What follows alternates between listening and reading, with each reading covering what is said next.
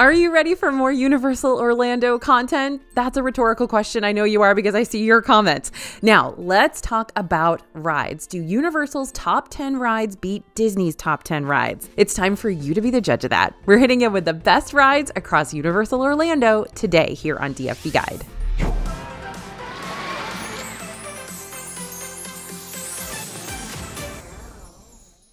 Hey everybody, it's AJ for Disney Food Blog. Get ready for a video all about my love and devotion for the High in the Sky Seuss trolley train ride at Islands of Adventure. No, not really. That's just Bria messing with me and you. We are talking about the best rides across both of the Universal Orlando parks today though, and you're going to want to prioritize these during your next Universal vacation, which is the real reason you clicked on today's video, right? Right. Okay. Well, this top 10 list reflects our personal favorite Universal rides in no particular order. We're not ranking them. We're just saying they're the top 10. It's important to still study up on all the rides between the two parks because you might find something else that's worthy of your personal top 10 list. Like maybe you desperately want to ride the High in the Sky Seuss trolley train ride at Islands of Adventure. I don't know. That could be your jam. And that's why we've created the Universal Orlando Quick Guide. Now, this gives you a general overview of every Universal ride, as well as dining recommendations, entertainment suggestions, itinerary breakdowns, and a bunch more. So go ahead and scan the QR code you see on the screen now, or head to disneyfoodblog.com/universal after this video to pick up your free quick guide today. But now we are going to head over to those best top 10 rides.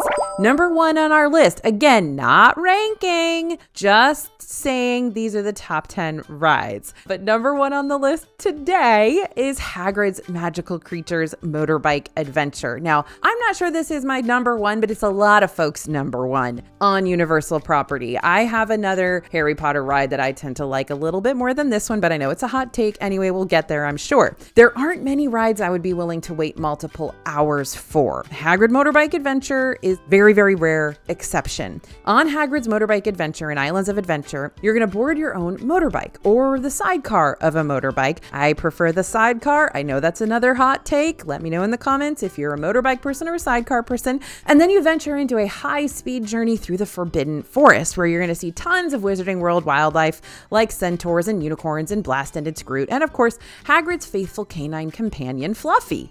Now, this roller coaster isn't just about the adrenaline rush, though that is a big part of it with its multiple launches and backwards track and surprising sudden drop. Oh, I'm sorry, no spoilers. But it's also a story told through the combination of advanced animatronics and the classic Harry Potter score that drops us right back into the movies again. There are times during this ride when you'll actually slow down enough to really take in the animatronics and the surrounding scenery, similar to what a dark ride does. And yet, even with these slowdowns, the coaster never seems to lose its energy or momentum. I'm not going to give away all the big secrets of this one, but just so you know, the multiple elements of this ride will for sure keep you on your toes. Not literally, it's okay, you're still sitting down. Because this coaster is so popular, the lines for it are really long all day. Even if you purchase one of the Universal Express passes, which are unbelievably expensive, but help you bypass most of the standby lines across both of the parks, these passes do not work for Hagrid's Motorbike Adventure. That's how popular this is. So there's no getting around it. You have to stand in the standard queue line if you want to ride this one. There's not even a virtual queue. So the shortest you're going to find the line for Hagrid's is right when the park opens, or earlier if it's one of those days when resort guests can get into the park an hour before its official opening time. Well, I still wouldn't hold your breath that this coaster will ever be a walk-on experience, even if you enter its queue right at the start of the day. I mean, obviously someone has to be the first one on it, right? But we tend to get in the line pretty early in the morning, and we're still waiting about 30 to 40 minutes. But the lines for it are only going to get longer as the day goes on. So the earlier you can knock it out, the shorter your wait will potentially be. There's also the potential of the ride line being shorter toward the very end of the day, right before the park closes. As long as you get in the queue before a team member closes it off, you'll still be able to stay in line and wait for the ride. But if you wait to ride Hagrid's until the end of the day and something happens to it where it has to close early, whether it be for weather or maintenance reasons, then you're not going to be able to come back later to try it again. You'll just have to leave the park with your tail between your legs. That's just the gamble of waiting until the last minute, so make sure you've come to terms with that risk before banking your entire day around it, if you'd rather go that route instead of the morning route. Also, for my robe-wearing wizards out there, you cannot wear a wizard's robe if you're sitting on the motorbike, so either you're going to have to stick with the sidecar, which is, again, my favorite, or you're going to have to let your sidecar passenger wear your robe for you for the duration of your journey. Now, here's an important side note while we talk about about these rides today. Lots of Universal's thrill rides are going to require you to store your personal belongings inside a locker before you hop in the queue. Like Hagrid's Motorbike Adventure, for instance, you got to get a locker before you get on the ride. The lockers are free, and that's great. And the free time is calculated using the ride's current wait time and the actual duration of the ride with a generous cushion. And after that, each additional half hour is $3 with a daily max of $20. If you want to leave your stuff in the same locker all day long, you will probably end up spending about $20 for that. Now, a locker attendant can override charges that accrued for reasons outside of your control, like the ride breaking down. So if you're being asked to pay for a locker for reasons that aren't your fault or your choice, track down a team member nearby and explain what's up. They'll be happy to help you out. Okay, there's a little locker lore for you. Now, next up is Veloci Coaster. I don't know. It's the toss-up among our team whether Hagrids or Veloci Coaster is the superior coaster in Islands of Adventure. And while I tend to lean towards Team Hagrid for the most part, I totally get why some folks are diehard Veloci Coaster fans, especially the ones who love extreme thrills. Veloci Coaster is not a ride for those who have any sort of aversion to coasters or thrill rides because it does not pull punches.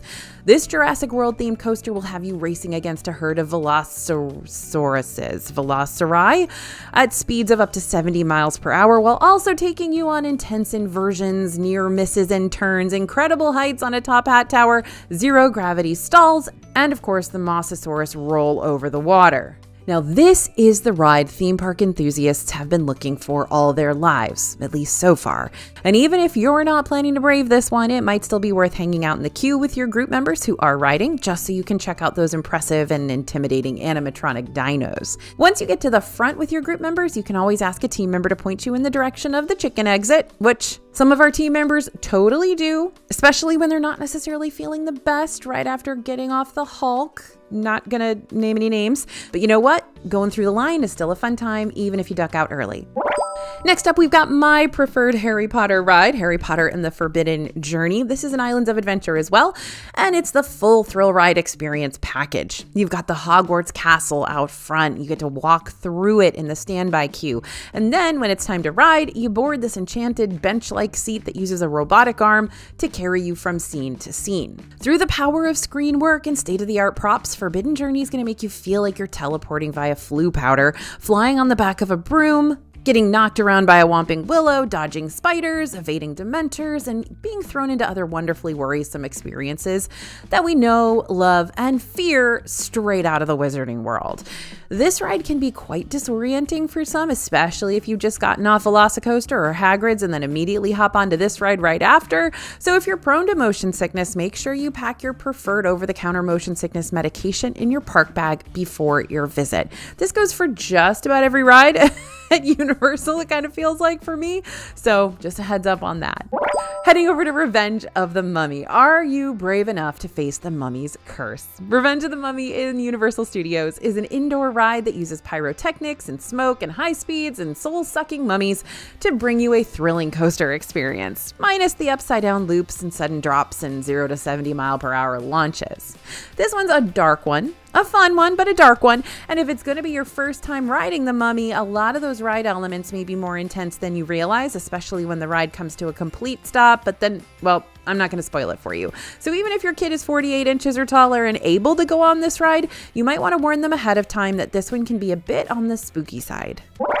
All right, we've made it to probably my favorite ride in all of Universal Studios and Islands of Adventure, E.T. Is E.T. dated? Yes. Is it a little weird? Yes. Is it unsettling at times?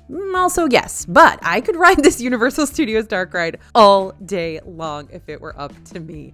There is just so much to see. Now, on E.T. Adventure, you're going to climb aboard a rather massive bike and help E.T. escape to his home planet.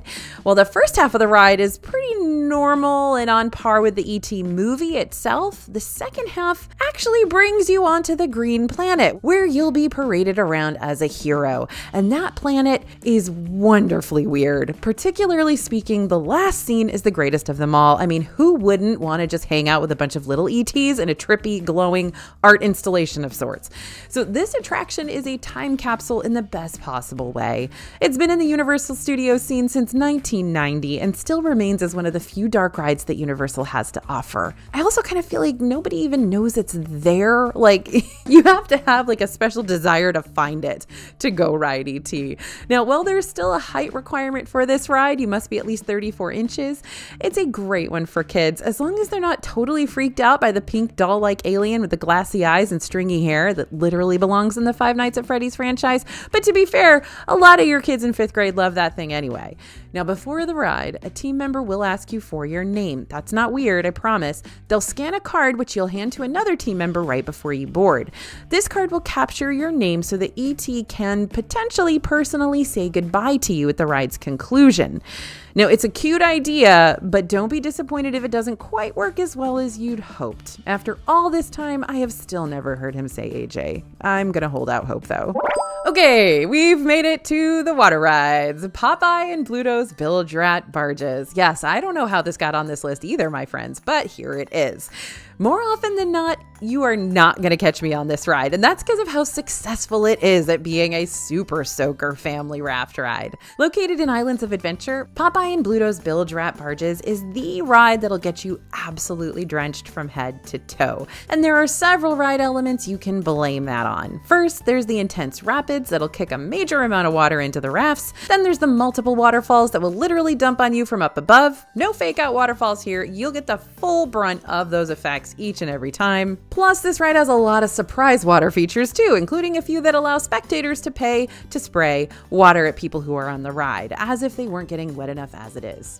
So let's just say that all 7 minutes of this attraction are filled with back-to-back chances to become the target of a huge splash. So the likelihood of you coming off unscathed is very small. If you're visiting during the summer, then this ride could be just what you need to help you fight against the heat of those Orlando days. But if you're visiting at any other time, be careful with this one because you will walk out of it sopping wet. I think the last time I rode, I was literally wringing out my shirt for the next hour or so and still squeezing out streams of water, like major streams of water. So yeah, don't say I didn't warn you. Now, there are people dryers, both in Toon Lagoon and the Jurassic Park area, that you can use if you don't want to walk around the Islands of Adventure all bathtub drenched. But these dryers do cost extra, like around $5 to $8 each, so if you plan on using them, prepare to pay for them. Ooh, next is another blast from the past, and really why this one is awesome is nostalgia alone.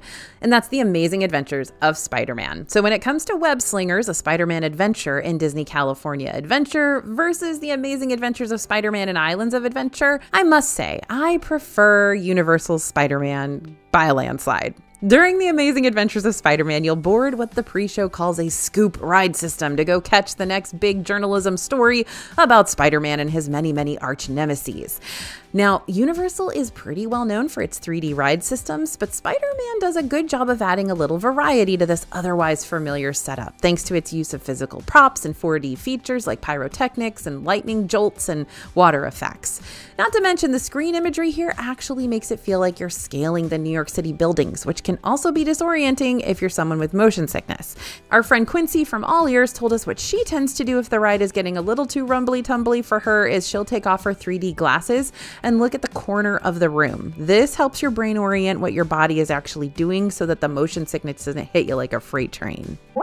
Moving on to VillainCon Minion Blast. I'm not even sure that I'd technically call the VillainCon Minion Blast a ride. It is a brand new attraction that uses a lot of innovative technology that you're going to want to know about before you check it out. On VillainCon Minion Blast in Universal Studios, you'll join the Minions, Bell Bottom, Jean-Claude, and the rest of the Vicious Six from the Despicable Me franchise, in a unique blaster attraction that'll have you standing on moving platforms while using freeze rays, banana bombs, explosive nunchucks, and other interesting cartoonish weapons to rack up points and become the next big supervillain of the century. This is either going to make Gru very proud or very jealous. So VillainCon is great for those who hate to wait in line, since it can accommodate lots of guests at a time. So even if you don't have an express pass, you still shouldn't have to worry about waiting more than 20 to 30 minutes to experience this one. And if the wait time does claim to be longer than that, then hold off on visiting it until later in the day, because the line should die down as the day goes on. Keyword should. Just keep an eye on the VillainCon wait times via your Universal Orlando app. Speaking of the Universal app, you can enhance your VillainCon experience even more by using the app's VillainCon gameplay feature. Just tap your phone to your blaster to embark on special missions, unlock evil perks, and earn digital collectibles. And if you sync your app, it'll remember your previous scores and all of the stuff you earned forever. So the more you score, the more you can level up. And leveling up means unlocking new challenges from the Vicious 6 villains, so you can have a different attraction experience each and every time you play. We're headed over to Universal Studios for Escape from Gringots. This is a love it or hate it kind of ride. Why will you love it? Well, because the theming is incredible. If you've ever wanted to take a trip to the Gringotts Bank straight out of the Harry Potter books and films, now's your chance to do it. Once you pass the Ukrainian Iron Belly dragon perched on top of the bank, you'll be able to enter Gringotts itself via the queue line. The queue of this ride might be more impressive than the ride itself, with its stunning crystal chandelier, elevator ride, and lifelike goblin animatronics. As far as the on-ride experience is concerned, though, this is definitely more of a 3D family coaster. The start of the ride pulls you backward and propels you forward into the mines, like a toy car getting ready to be dropped down a racetrack. From there, you've got a pretty smooth coaster ride to look forward to. There are twists, there are turns, there are 360-degree turning capabilities to help you follow the ride scenes. So even if you're not a huge coaster fan, this one doesn't get too terribly wild for you. But that's also why some of y'all out there might be disappointed in this one. In the Harry Potter films, the mine train cars look a lot more thrilling than this ride actually is. So don't wait in line for Gringotts expecting the same level of drops and loop-de-loops that the movie depicts. Not to mention, even though the theming inside the queue is completely decked out in physical props and animatronics, the ride itself is way more screen heavy. So if you're someone who prefers more physical sets than the screen-based stuff, you'll still probably prefer Hagrid's Motorbike Adventure and/or Harry Potter and the Forbidden Journey. That being said, if you're looking for a smooth coaster ride with impressive Gringotts theming, this could be a top 10 contender for your family. Now, see that giant green coaster over in Islands of Adventure? Good, because it's a hard one to miss and you're not going to want to miss it if you're a coaster enthusiast. The Incredible Hulk coaster is more than just a crown jewel of Marvel superhero island. It's also an exhilarating ride that sends you on these intense drops and twists and turns and inversions at a high speed. Now, here's a good rule of thumb for not just this coaster, but pretty much all the coasters you go on, like ever. If you want a more intense experience, you're going to want to sit toward the back of the ride. Just be prepared to be jostled around like a shiny silver marble in a pinball machine. For a much smoother experience, sit towards the front. The ride might not be as intense in the first few rows, but you're a lot less likely to have your head knocked against the overhead harnesses. Typically, Universal's team members will automatically assign you a row, but you can always try requesting a certain one if you have a preference. You might just have to wait a little longer and board on the next coaster vehicle instead. Now hold on. We can't wrap up this list just yet. I've got 2 more rides that at least deserve a little recognition here, and who knows, maybe one of them will wind up being your personal favorite of the bunch. Honorable mention number 1 is Hollywood Rip Ride Rocket.